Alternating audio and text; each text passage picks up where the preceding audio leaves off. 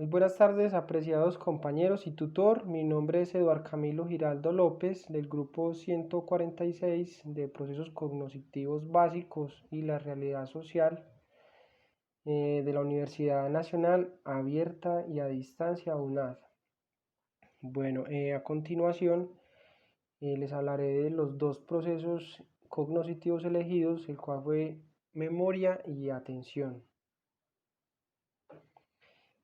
Bueno, para comenzar con este tema, sería bueno que despejáramos la duda de qué son los procesos cognitivos.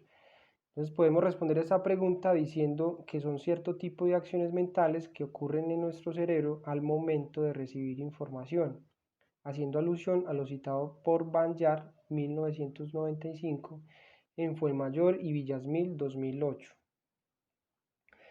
Estos procesos cognitivos son la percepción, la atención, el pensamiento, la memoria, el lenguaje. Los procesos cognitivos desempeñan un papel fundamental en nuestra vida diaria, ya que pues el hombre, el ser humano, todo el tiempo estaba percibiendo, atendiendo, pensando y utilizando la memoria y el lenguaje.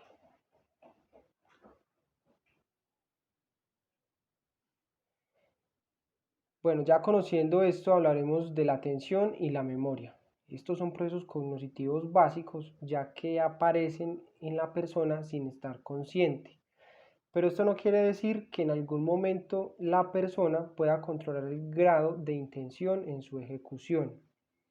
Como bien lo argumenta Viramonte 2000 en Fuenmayor y Villasmil 2008, dice, los procesos cognitivos básicos son aquellos que, como la percepción, la atención y la memoria, se pueden producir sin la intervención consciente del sujeto y tienen una raíz biológica. No obstante, lo anterior no implica que el sujeto no pueda ulteriormente llegar a algún grado de control e intencionalidad en su realización.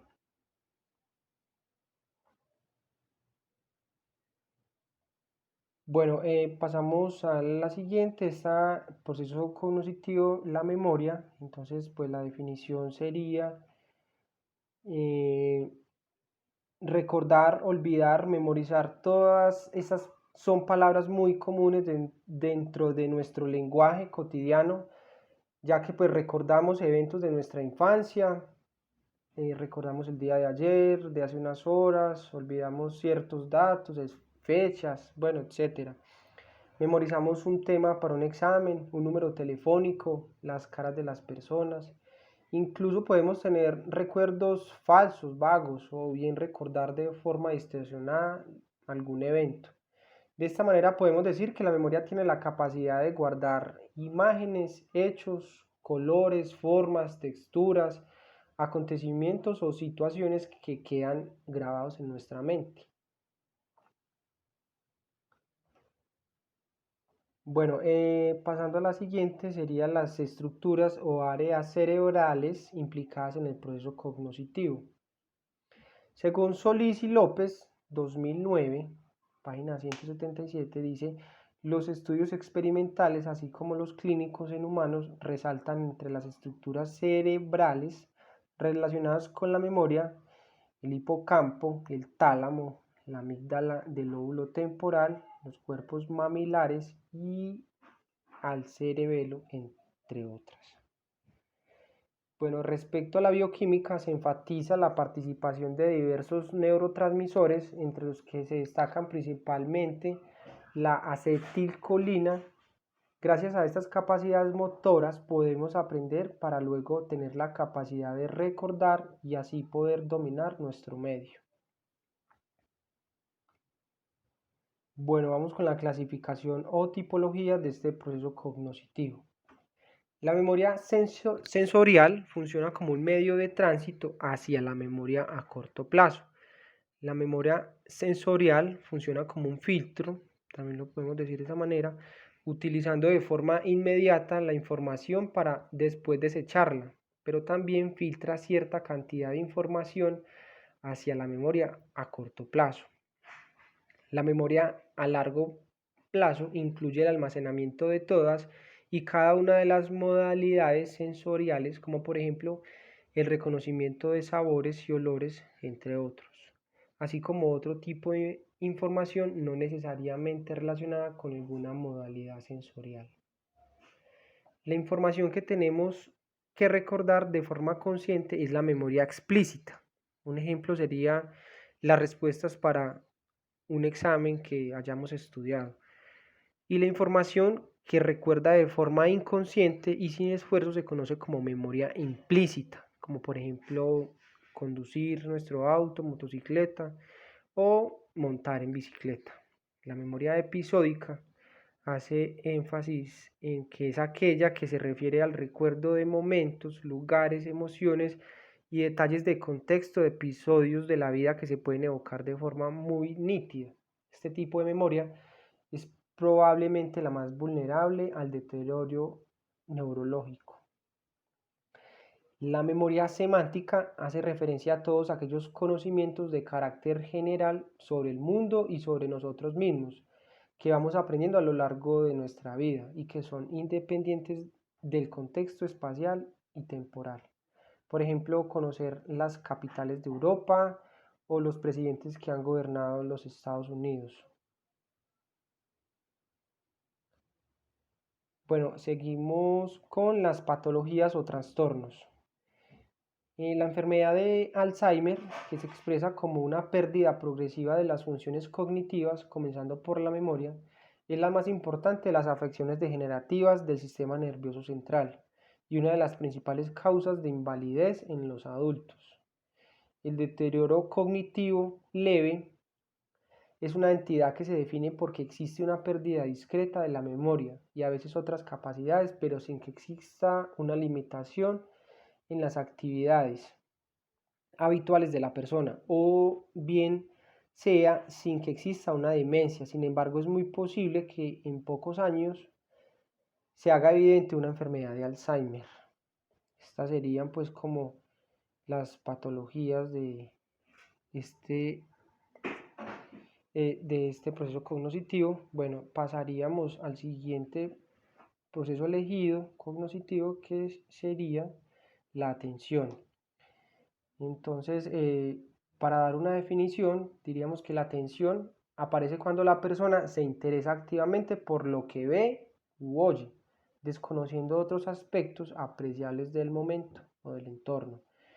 Como bien se explica en la teoría de la capacidad Bayard 1995, mencionado en Fuenmayor Villas 2008, dice que se refiere a cuánta atención se pueda prestar en un momento determinado y cómo ésta puede cambiar dependiendo de lo motivado o estimulado que se esté.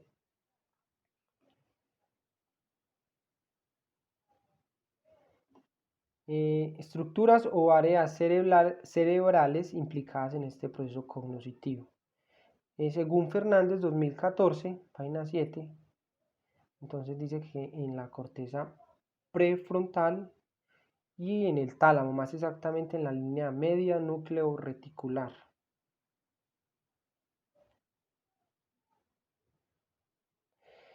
Pasaríamos a la clasificación o tipología de este proceso cognitivo. Entonces podemos hablar de tres tipos de atención. La primera sería la atención selectiva, pasando a la atención dividida y por último la atención sostenida. Una definición pequeñita de la atención selectiva sería que consiste en atender a un estímulo o a un aspecto del ambiente, dejando de atender a otros posibles estímulos ambientales. Este tipo de atención es sinónimo de concentración y pues obviamente esfuerzo. La atención dividida se refiere a cuántos estímulos somos capaces de atender o cuántas tareas somos capaces de realizar al mismo tiempo sin disminuir el nivel de eficacia en ninguna de ellas. Y por último tenemos la atención sostenida. Refiere a durante cuánto tiempo podemos realizar una tarea repetitiva y monótona sin comenzar a cometer errores. Esto bien lo expresa Ballesteros Jiménez 2014, página 43.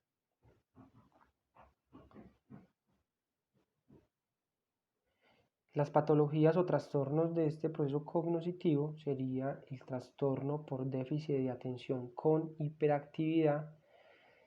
Se trata de un trastorno importante que afecta a un 3 y un 5% de escolares, 9 veces más frecuente en los niños que en las niñas. Este trastorno suele aparecer durante la etapa preescolar y tiende a remitir durante la adolescencia, aunque en algunos casos el trastorno permanece durante toda la vida adulta. Las principales características de estos niños es la falta pues como de atención, la impulsividad y la hiperactividad. En el colegio son niños que pueden presentar un exceso verbal y motriz con poca inhibición de respuestas, poco constantes en las tareas también escolares y falta de cumplimiento de las normas de conducta establecidas en la escuela o en la familia.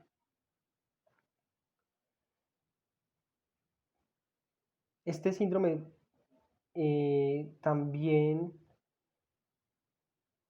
está referenciado por Ballesteros 2008. También pasaríamos a hablar del síndrome de Wallin.